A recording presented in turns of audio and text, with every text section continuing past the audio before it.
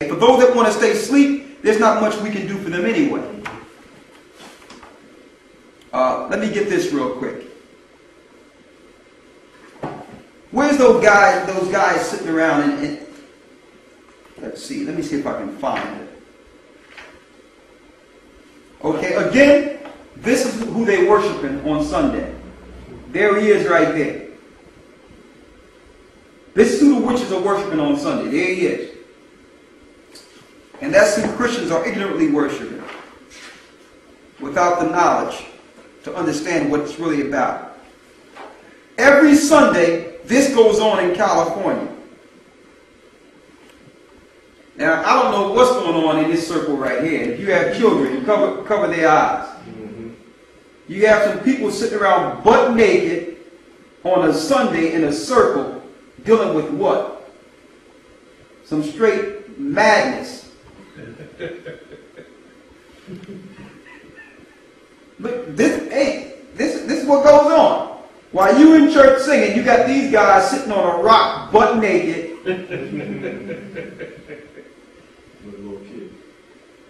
Where the kid at? They probably got a kid somewhere around. With uncircumcised penises sitting around here with their women. No telling what type of sexual rituals they're dealing with. This is Sunday for you. Well, you be like, well, I don't do it for that.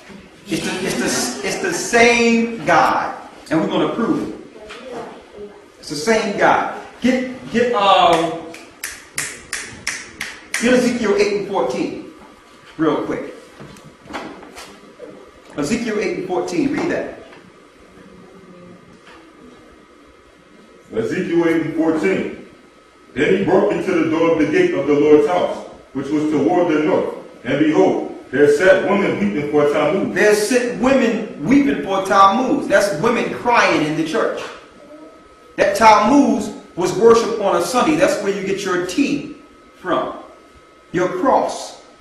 When you're putting that cross around your neck, it don't represent Christ's crucifixion.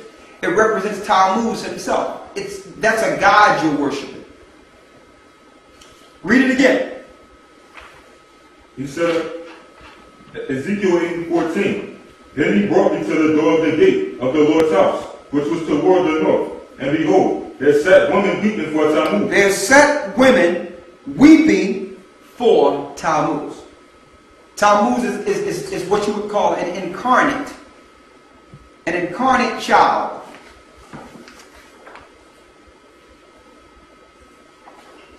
The incarnate son born in the earth under Ceramesis, the virgin child Tammuz. The 40 days of crying is the 40 days of Lent you see in the Catholic Church today. It's also the 40 days dealt with when the Muslims deal with Ramadan. So even though all these different religions call them a different name and all that, they all worship Satan and are dealing with the same rituals. There's no difference between the Christians and the Muslims' God. They're all the same. Now there's more. When it comes to Tammuz, let me get it out of here. Who is Tammuz?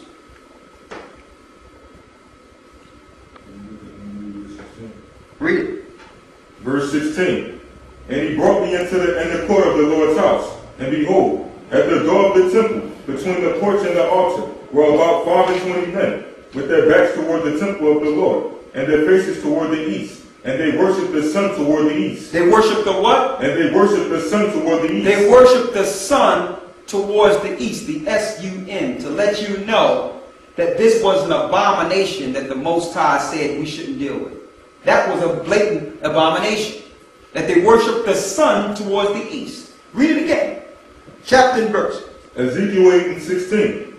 And he brought me into the court of the Lord's house. And behold, at the door of the temple of the Lord, between the porch and the altar, were about 25 men, with their backs toward the temple of the Lord, and their faces toward the east. And their faces toward the east. And they did what? And they worshiped the sun toward the east. They worshiped the sun towards the east. So these people are not facing the temple. They're worshiping the sun.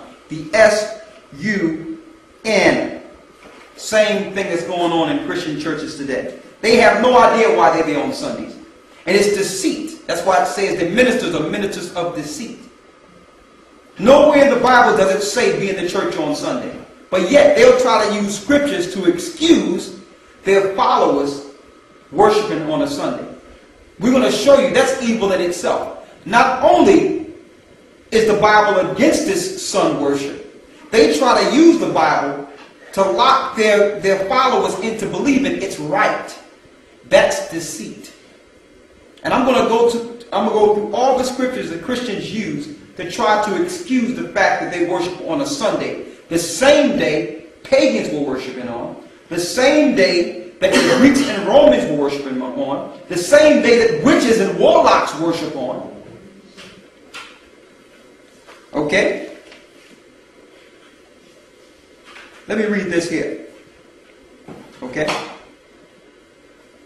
I'm in the two Babylons. I'm on page 21 and it reads, the original of that mother so widely worshipped, talking about it's Mary now, but it was Semiramis in the past, or Diana, which is the same idol you see, the Statue of Liberty.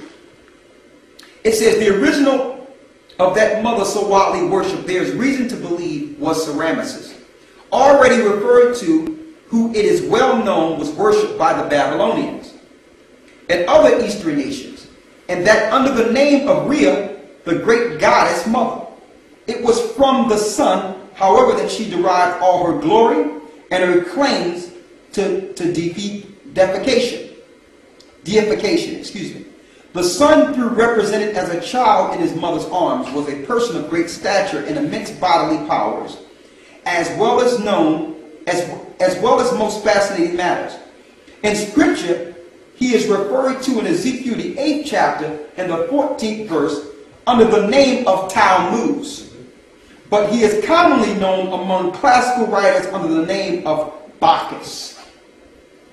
Bacchus was a god worshipped every Sunday under the Roman and Greek Empire. And you would let the women in the church, and you would play music, and the women would dance naked in the temples for the god Bacchus. Now they switched it from the heart to your organs and all that, and now your women are weeping and crying with their clothes halfway hanging out based on the same rituals of ancient Rome and ancient Babylon. They also have the Bacchus parade for Mardi Gras in New Orleans.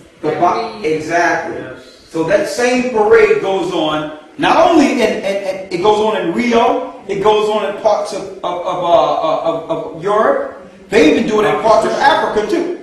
But it's prominent here every year in Louisiana.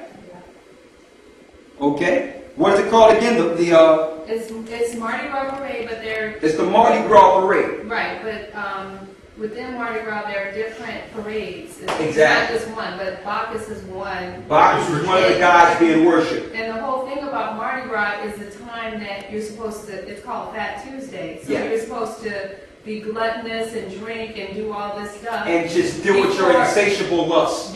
40 days, before Lent. 40 days before Lent. Exactly. So you get all your sin out before Lent. Mm-hmm. And see, that's why the Pope and all the religious institutions back this particular ritual. It's wicked. All right? Now, that's the Bacchus ritual. Now, let's go into the Sunday worship. Because this is what a Christian would tell you. Well, I don't know why they worship Sunday. But I worship Sunday because Christ rose on a Sunday. Okay? Where's that? He died on Good Friday and he rose on Sunday. That's what they teach. Is that so? Let's see. All right. Let's go to Matthew 12 and 40. Follow us. Matthew 12 and 40.